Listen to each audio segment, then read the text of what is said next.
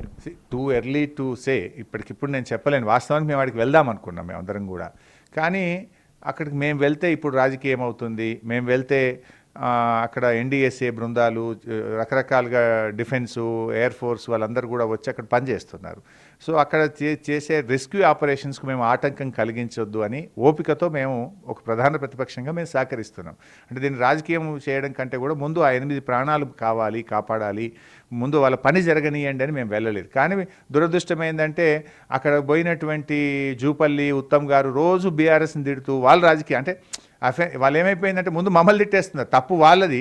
ఇలా మీ హయాంలో పెదవాగు ఖమ్మంలో కూలిపోయింది మీ పుణ్యమే, సుంకిశాల కూలిపోయింది మీ పుణ్యమే, ఇవాళ ఎస్ఎల్బీసీ టన్నల్ కూలిపోయింది మీ పుణ్యమే, ఏడాదిలో 3 ప్రాజెక్టులు కూలిపోయినాయి మీ. వీటి మీద మీరు రివ్యూ చేసుకోకుండా, దాని మీద మీరు యాక్షన్ తీసుకోకుండా ఉల్టా ఇంకా మళ్ళీ బీఆర్ఎస్ మీద వేసే ప్రయత్నం. వేసిందన్న నిజమా? బీఆర్ఎస్ హయాంలో పనే చేయలేదంటారు. 12 కిలోమీటర్లు తవ్వింది నిజం కాదా? 3,900 కోట్లు ఖర్చు పెట్టింది నిజం కాదా? ఆనాడు జానారెడ్డి గారితో అఖిలపక్షం పెట్టి 100 కోట్లు 2 సార్లు అడ్వాన్స్ ఇచ్చింది నిజం కాదా? పని జరిగింది నిజం కాదా? ఇవన్నీ పక్కన పెట్టి మీ తప్పిదాన్ని మీరు కవర్ చేసుకోవడానికి ఇంకా మా మీద బురద జల్లుతూ ఎంతకాలం గడుపుతారని చెప్పి నేను అడుగుతాను.